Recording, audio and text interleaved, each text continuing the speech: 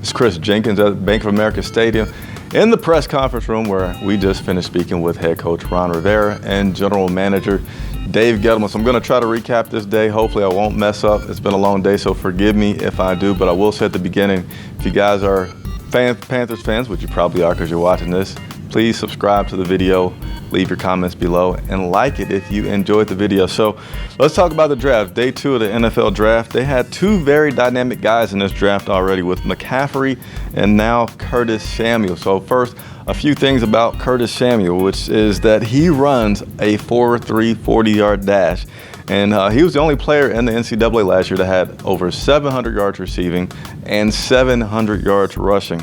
He's also the only player in Ohio State history to have career totals of over 1,000 yards rushing and receiving. So this guy, just like McCaffrey, very dynamic, very exciting player on the offensive side, something that everyone, even us media people, are excited about the potential of this offensive picks that the team has had. Taylor Moton was next up, offensive lineman. He called in, spoke with us after being drafted, and he spoke of being someone that's trying to be the best teammate that he can be. That's all that he can control. He's going to just try to be better than he was the previous day and trust in the process. So I asked the coaches about the characters of these guys that they're drafting. He said everybody's been pretty impressive on their characters. Feels like Dave Gettleman said this is one of the best classes that he's had to deal with in his short 5-year time here, as far as having some guys with some good personalities, which you know he likes, and doesn't want those guys that are going to be getting in trouble off the field. Daeshon Hall, defensive end, he was someone that was no doubt a mama's boy and fun to talk to after being drafted. You could hear his mom sitting right beside him because every time the media would ask Daeshon a question, she'd kind of echo with some comments and say some things as well. And one thing is for sure with Daeshon is that he's going to have some good guys to learn from, and Julius Peppers and Charles Johnson being some good veteran guys here in Carolina. Dave Gettleman specifically spoke about Daeshon, saying that he had to trade up to get to him because as he saw that the guy was still hanging out there, he just said the value on him was outstanding. Felt like there was no way that he was going to be still there later on, and I believe they're 94th pick, so he went ahead and made the move to get him.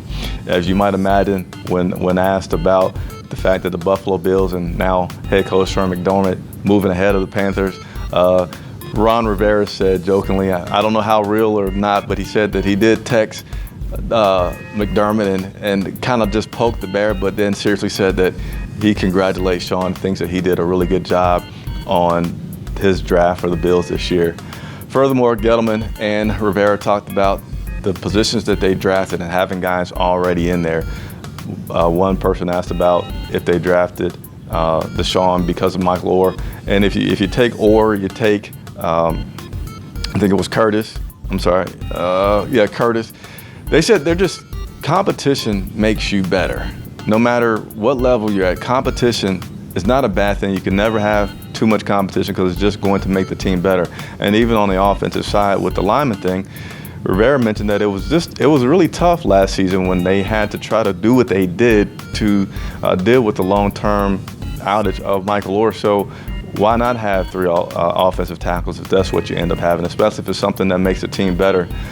Another note on Curtis, Rivera said that they really would miss the speed. That in the slot position, they didn't have that after Contry left. And now having a guy that they can fill in the slot is something that he's excited for, and he feels like it fills a void. So that's my day 2 wrap up. Hope I didn't mess up too much, guys. It's been a very long day, but nevertheless, I always appreciate you tuning in. Again, if you like the video, press the like button, subscribe. That way you'll get the continued coverage from day 3 of the NFL draft and other upcoming interviews. It's Chris Jenkins for Charlotte Vibe.